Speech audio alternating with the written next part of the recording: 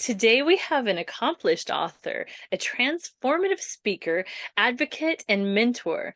Leah's story is one of unwavering resilience, profound transformation, and boundless courage. Her latest book, Born to Be Unbound, offers an intimate exploration of her personal healing journey and provides practical insights to break free from past traumas. With numerous accolades and an impactful presence in the media, Leah's commitment to empowering others shines through her work in advocacy. Conversations with Indie Authors. Please welcome Leah Forney to the show. Thank you for having me. So, I really wanted to talk about this because you have had trauma in the past, but you're using this for your success. And Yes. these aren't just like, oh, someone hurt my feelings. These are big traumas that you have experienced. Yeah. Can you tell us about that and how you've used this as an opportunity to help others by sharing your vulnerability? Yeah, so I love to start with the beginning of my story a little bit. I tell people all the time I'm the daughter of two addicts, so I was born into trauma. My mother and father both battled with addiction. My mother was a drug addict. My father was an alcoholic. Both of them dealt with incarceration, and so I was what they used to call back in the '80s a crack baby because I was born with a significant amount of crack cocaine in my system, and so as a infant, I always say that I feel like the odds were stacked up against me from day one, right? Like it was not, I wasn't supposed to be here, wasn't supposed to live to where I am today. In fact, that's what doctors had told my family. They were like, listen, she has all these drugs in her system. She may not live past the age of 5. And if she does, it's going to be hard. She's going to have some defects. She's going to have some struggles, some physical handicaps. But I always say, but God, because he clearly had different plans for my life. And so that never turned out to be the case. I ended up definitely growing up to be healthy and strong, and I didn't have any learning disabilities. But I would love to say that like my trauma stopped there. It definitely did not. So growing up, definitely was hard for me because I dealt with a lot of abandonment and rejection issues. I struggled with trying to wrap my head around my parents' addiction. I didn't actually fully understand their addiction until I was a teenager. When I was a young adolescent, my grandmother who raised me, she shielded me and my siblings from that life. She didn't really want us to know. And I always knew something was different because I grew up in a part of Queens, New York, where a lot of my friends had mother and father that they were going home to, and I was going home to grandma and auntie, right? So that was one thing that let me know I was different. But then I can also remember like going to doctor's appointments and doctors asking about my parents and my grandmother being like, we need to talk about that in private. So I didn't really know a lot about my family and my parents' addiction as a young kid. And it wasn't until I was a teenager and I started having really like, I was starting to have some struggles with being aggressive and angry and really intense emotions. I was fighting a lot. And my grandmother's biggest fear was like either I was going to end up dead very early or incarcerated like my parents. And so I didn't really know what to do with these intense emotions. And at the time, my grandmother still didn't feel like I was ready to know exactly what was going on with my parents. So I kind of took to writing. Writing became my way of escape. It became my way of like not having to think about my reality because I was able to like escape into like this fantasy world. And in fact, I use writing as a way to cope because when people would ask me about my parents, I always had some elaborate story. Like my dad was a CIA agent on a top secret mission somewhere. Like it was easier to pick that than it was to be like, I don't really know my father. He's incarcerated somewhere. So fast forward a little bit, I would say probably when I was about 20, 21 years old is when my grandmother finally felt like I was ready. And I actually came to her. I was like, listen, grandma, I need to know the truth. I need to know what's going on with my parents.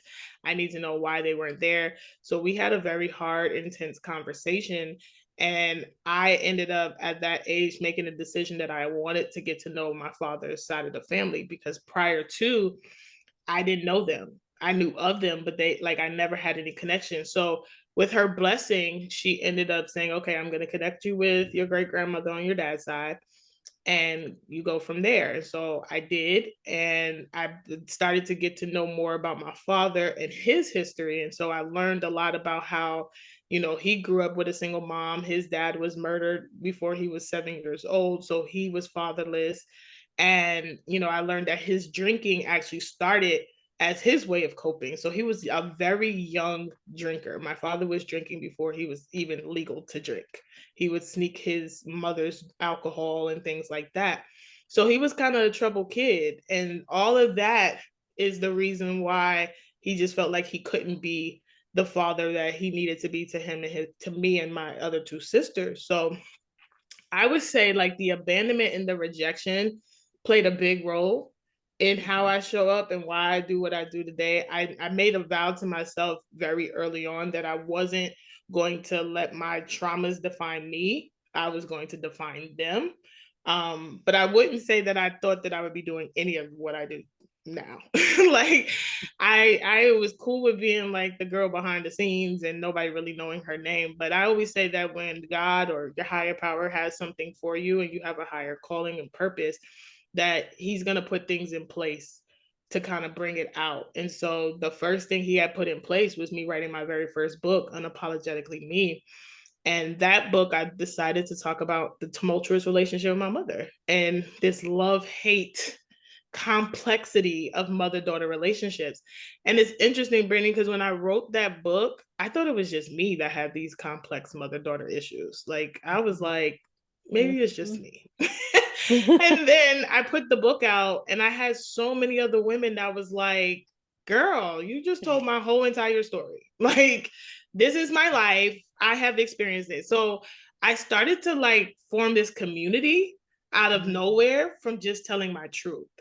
And so that's when I kind of knew that I was on to something. And I was like, all right, well, maybe I just keep telling my truth and keep sharing my experiences and sharing the things that I've been through and see where it leads me. And so that's pretty much how it started. Like I just started telling the story. That's amazing. I think that's super powerful. People, because everyone does tend to think I'm the only one going through this. And once they find out, oh my gosh, there's a whole community out there Yeah. going through the same thing. Maybe some of the things are a little different, but yeah, then you form a community and then you do your purpose. You are here Yeah. to live your purpose, and that's what you have discovered. And how lucky, because there Yeah. are some people that make it through this life and they don't discover what they came here to do because Yeah. so many reasons. So Yeah. you were bold enough, you had the bravery to put it out there and share with everyone. Yeah, yeah. I think that was always up in me. Like I look back now and I always say I think I've always been a fearless kid. I've Mhm. always been that person that's willing to try and see. And I think even then when I wrote that book and released it, it was kind of like, all right, we're just gonna try and see. I don't think I ever saw the other 8, 9 books. I think I was like, all right, author, check. We'll check that off the bucket list, and like move on. But that as I was building community, I realized that there were so many people that was so interested in my journey that I was like, well, I kind of have to take them on this journey with me. So that's kind of how all the other books began to come about. So, can you tell us about all your other books? What are they all a central theme or Yeah. For the most part, they are. So I started writing book. My first book, Unapologetic Me, talks about my mother-daughter relationship and my internal struggle with like loving her but hating her all at the same time. And I Mhm. specifically talk about a specific time in my life where my mom got really, really sick and I was the kid out of all her kids. My mom had 6 children that she would call anytime she thought she was going to die. She was sick. Like I was literally wrapped in her addiction web. And that was because she knew that I was the kid that loved her mommy, regardless. Like I was going to go running. And so I got a call and they were like, you need to come get your mother because if not, she's gonna die. And that little girl in me, I'm a whole adult at this time. I'm like 20 some years old. That little girl in me was like, no, I gotta go rescue my mom. So here I am overnight, like I'm getting on the road, I'm driving to New York, where I mean, I was no longer living in my hometown. I was in North Carolina at the time. So we're talking about a 6, 7, 8 hour drive. And I went and got her, and she was with me for a whole year. And that year, I feel like God was like holding up a mirror to me. And it was like one of those moments in my life where he was just like, yeah, it's time to deal with this. Like it's time to face this head on. Because it's always easy to love people from a distance. And I feel like that's what I was so good at with my parents. It was like, oh, as long as you're all the way over there, yes, I love you. But the minute you're in my presence, now all these intense emotions are coming up. I'm feeling triggered. So I really went through a whole year of really having to not only forgive my mother, and finally get some answers. So God made it so that in that year, I could finally ask her like what caused addiction in the first place, because I never knew the backstory. And it was then that I learned that my mom had been molested. And so that is what triggered her addiction. And I remember that moment so vividly because at that time, I had been sexually assaulted. And so I remember sharing that with her. And she was so heartbroken for me because she was like, I never wanted to not protect my children, especially my daughters, because of what happened to me. And I remember saying to my mom, I said, Mom, how could you protect me when nobody protected you?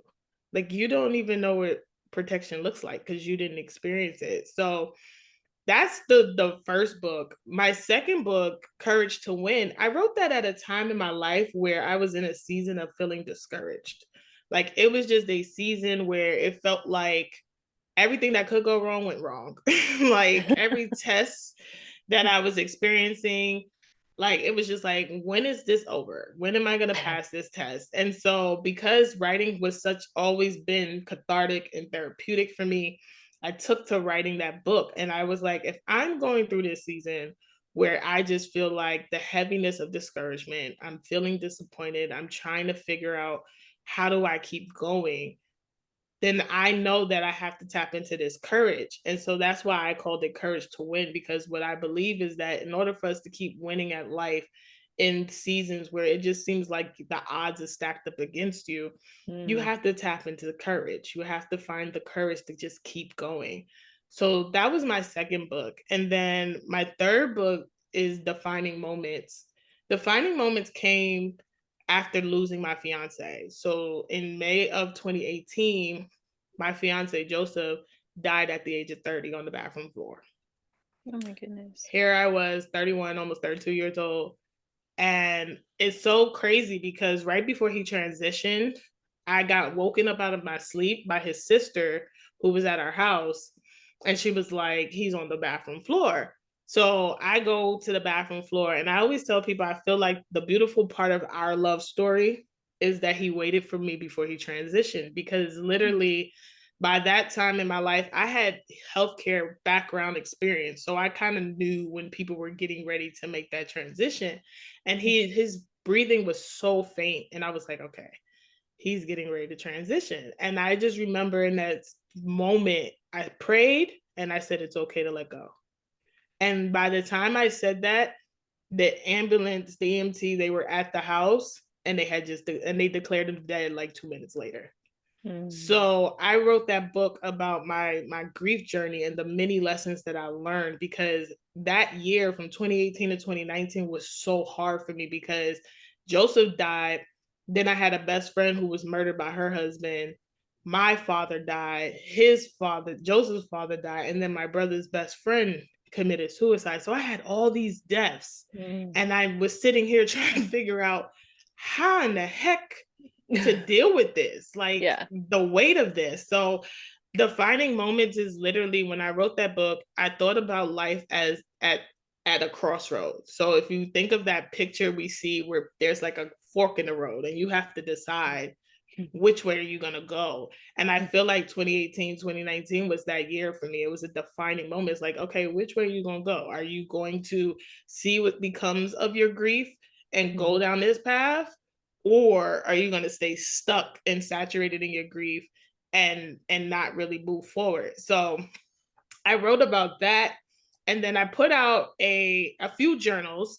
So I put out a journal that said that was all about healing, being and empowering with people to journal through healing. I put out a journal about relationships with money, because I was at a season in my life where I was just like, I gotta figure out, why do I be struggling financially? Like, what is going on? And so I started, right, like really diving into my relationship with money. And then I put out another book after those two, where I talked about healing from the inside out. So it's called The Power of Reconciliation. And Mhm. that book was it was so crazy when that book came out, because in that book, so a part of my parents' journey, they gave up all their children, right? I'm the oldest girl of six. And at that time that I wrote Power of Reconciliation, we had found my other three siblings. So I only grew up with my older brother and the sister that comes right after me. And so I had three other siblings. I knew of them. The Mhm. most I knew was their names. Never met them, no nothing. And then COVID happened. And some way, somehow, God decides to bring these other three siblings into our lives. Like, my grandmother gets a message from their foster mother on social media. She calls me. She's like, I just found your other siblings. I'm like, wait, what? Like, so Power of Reconciliation, I wrote that book because that was the season that I was in. I was learning how to reconcile parts of my past with where I was presently.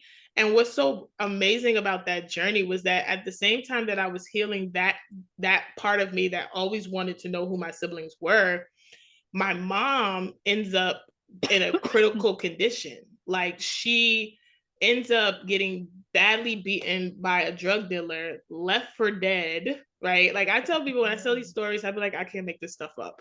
And I get a phone call from a hospital who's like, your mom is in critical condition. She cannot make a decision. You're down as the power of attorney. What do you want to do? And literally, I had life or death in my hands. It was like, do we do the surgery? Do we not? And I immediately, that little girl in me was like, save my mother. So Mhm. while God was like working on that situation with my mom, here comes my siblings that I had never met. And so I wrote about that whole journey of healing from the inside out, because here I was looking at my other sister who looks just like me, and looking at my brother, and having this beautiful part of my story come together, this part of my journey that I was like, I always wondered what they look like, how they were, and now God was allowing this to happen. So after I wrote that book, I kind of took a quick little break, and then my last book, Born to Be Unbound, came just about a year or so ago, where I had discovered that we are all created to live a life full of freedom, right? We're created to have this fearlessness and this freedom about ourselves. And Born to Be Unbound is me really kind of putting the closure to all the trauma and saying, I have not only discovered that I have survived 100% of the worst days that's ever happened to me, but Mhm. now I'm thriving through 100% of the best days that happened to me. And here are the practical things that I did to get to this place where now I no longer feel defined by what has happened to me. I have now redefined what has happened to me. So, Absolutely. That's beautiful. That's beautiful. Can you give advice? Because every single one of us has been there in our lives where we're like, you know what? Why go on? yeah. This is horrible. Why move on? How do does how does one find that gumption to pick it back up and go, you know what? It's okay. We're gonna keep going. Yeah, I think honestly, I would say you got to take it sometimes second by second, minute by minute, hour by hour. There's no real magic wand or magical remedy when it comes to like dealing with life, right? It's just, for me, it's always been having to remind myself that anything that I go through is not is happening for me. right? It's a opportunity to grow and develop in some way. And that can be hard sometimes depending on the circumstances. Like I can say when I was going through that year of grief, absolutely not was I thinking this is growth and development. I was just like, I want out of this. This is crazy. Like, why me? Right. But I think when you challenge yourself to kind of change your perspective and realize that everything that you're experiencing in life, whether it's good, bad, ugly, or indifferent, it is designed to help you grow. It is designed to help you be developed. And my spiritual father used to always say to me, growing hurts. That's why it's called growing pains, right? Like it hurts. Like the way that it hurts physically when we're growing from a little kid to this adult, it's the same way in our spiritual and our emotional sense. Like it hurts. And so I think when you challenge yourself to kind of change the perspective of the way you're looking at something. I always heard people say that when you change the way you look at something, what you're looking at will change, right? And so it's kind of taking the approach of like, instead of looking at the cup as half empty, let me look at it as half full, right? Because yeah, it sucks right now and life is sucky right now, but it can get better and it will get better.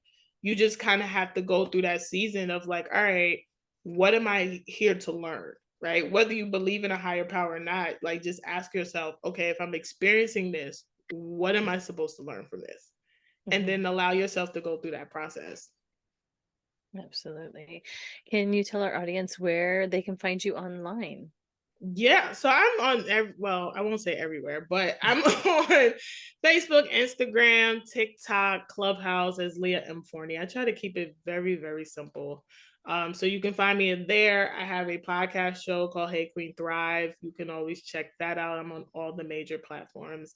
And then I have a website, www.leahmforney.com. Awesome. And we'll also put the links in the description box below so everyone can just find it so easily. And when is your next book out? So it will be releasing in January of next year. It is called Boss Women Pitch: 9 Keys to Revolutionizing Your Media Game While Building Your Authority. I'm super excited about it because I feel like this is my first book that is based on the work that I do. And it's less about the trauma and all of that. I feel like I wrapped that up nicely with Born to Be Unbound. And now I'm like, okay, let's do a signature thought leadership type book. So I'm super excited. I cannot wait for it to come out. That's awesome. So everyone should follow you so we know when it comes out and we can grab it as soon as it does. Do you have any speaking opportunities coming up here? Yeah, listen, I do. Like my calendar is already starting to be filled for 2024 because I do a lot of sexual assault work. I'm always being asked to speak at different events. So I already have one scheduled to do for the military in April of next year, and I'm excited about that. I have a conference that's coming up in August of next year that I'll be speaking at. So I always tell people if you follow me, you will see all the many things that I'll be doing because I tend to do a lot of sexual assault stuff, but then I also do a lot of other conferences and speaking opportunities for different things that I do as well. So awesome. Thank you so much for coming on today and talking with us. And you heard her, folks. Everybody go follow her so we know what is going on next because she has a lot going on, some amazing stuff. So thank you so much for being a part of Zarlequan today. Thank you for having me. Remember, everybody, stay magical, my friends. Thank you for joining us on this enlightening episode of the Zarlequan podcast. Remember to subscribe to our newsletter so you never miss a beat.